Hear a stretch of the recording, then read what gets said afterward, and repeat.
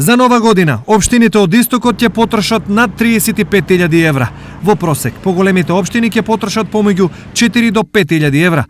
Со толку пари ќе се купуваат подароци, ќе се украсуваат општините и ќе се делат награди, но нема да се прават и прослави на плоштадите. Организирано ќе се слави само во Македонска Каменица.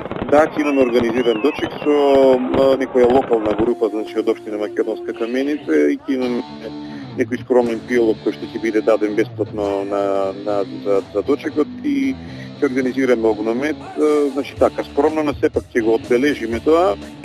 Заеднички, срекне нова ќе се каже и во Пробиштип, но таму во прашање е традиција, а не организација. Ангажираме некои од локалните бендови кои што се на градскиот плоштад, и кај нас во Пробиштип традиција е сите се таму кај што се.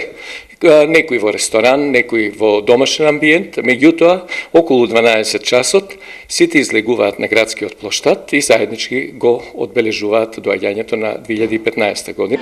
Прослава многумина очекуваат во Штип, но општината одлучи поинаку. Општината оваа година не размислува за организиран дочек на градскиот плоштад. Минатата година имавме таков дочек, меѓутоа се покажа дека немаше баш толку голем интерес од страна на граѓаните. Ние добивме и понуди од страна на пејачите за настап на новогодишната ноќ, да ви кажам, цените се навистина високи и општината во овој момент не може да си ги дозволи. Во Кошани акцентот е ставен на предновогодишниот концерт кој се организира веќе 14 години.